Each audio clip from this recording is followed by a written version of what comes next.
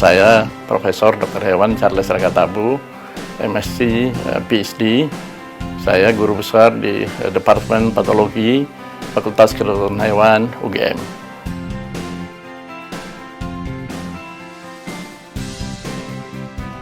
Jadi sebetulnya beternak ayam itu tidak sulit. Jadi banyak sekali peternak itu bahkan yang tidak bisa baca dan nulis buta huruf. Ya, di pelosok dia mulai dengan, saya kenal ada tahun 80, tahun 90, mungkin beberapa ratus ekor macam gitu. Ya, tetapi dia bahasa Jawanya titan, dia hanya memperhatikan, mengikuti macam gitu. Jadi bagaimana bangun kandang. Kadang-kadang dulu sekali awal yang kecil-kecil hanya di dapur di belakang rumah orang bangun kandang sederhana. Ya, kemudian juga dari bimbingan juga ada dari technical service, dari yang distributor obat, vaksin, ada dari pakan, dari breeding farm itu memberikan pengarahan bagaimana membuat kandang yang bagus, ada seminar, ada macam-macam. Akhirnya mereka coba mengikuti macam itu. Jadi semua ini karena pengalaman, ya belajar dari pengalaman. Begitu juga macam pakan macam-macam. Sehingga saya bilang gitu, sekarang juga ada, kita lihat macam tour, macam lihat ada peternak, oh kayak apa tuh macam itu, dia bangun. Jadi mulai dari pemilihan lokasi, sebetulnya paling bagus tadi untuk memenuhi biosecurity itu ada beberapa komponen utama biosecurity. Jadi pertama kali isolasi ya. Peternak itu harus terisolir dari lain-lain ya. Jangan dekat dengan peternakan yang lain, permukiman, tempat ibadah macam-macam. Yang kedua, dia harus bisa kontrol lalu lintas. Orang nggak boleh masuk keluar, lalu lintas orang, kendaraan, alat, bahan-bahan macam itu. Yang ketiga, tadi sudah isolasi, kontrol lalu lintas. Yang ketiga, dia harus bisa sanitasi, desinfeksi. Ya, dia semprot kandang macam itu. Kemudian yang keempat, mungkin dia kontrol hama. Nggak ada lalat, nggak ada tikus, nggak mencit. Ya, ini kira-kira 4 komponen utama.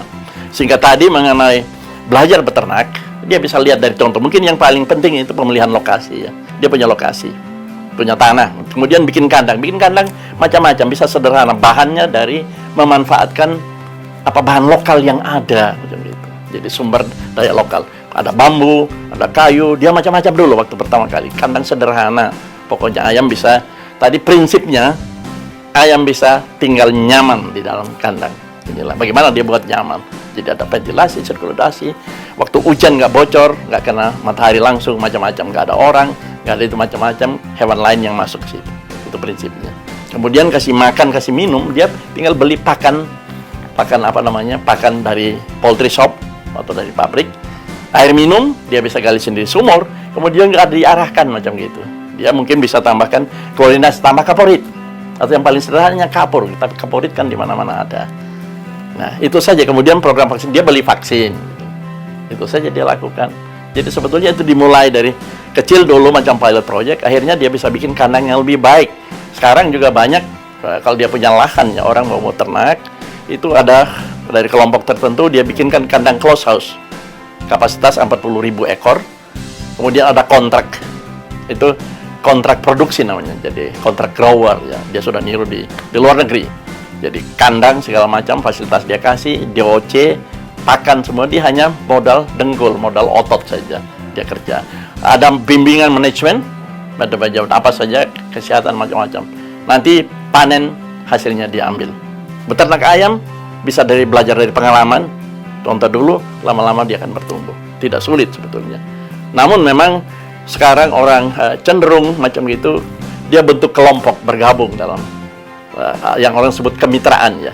Jadi ada intinya, kemudian plasma, dia jadi plasma. Yang paling penting plasma itu dia punya kandang, dia siap kerja. Jadi ada lahan, nanti disurvei sama itunya, nanti dibimbing bagaimana cara bikin kandang, bagaimana semua peralatannya mungkin disuplai.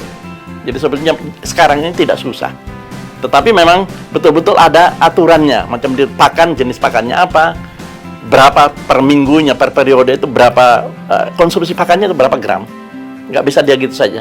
Mau kasih antibiotik harus izin. Apa memang betul-betul ini dibutuhkan atau enggak gitu.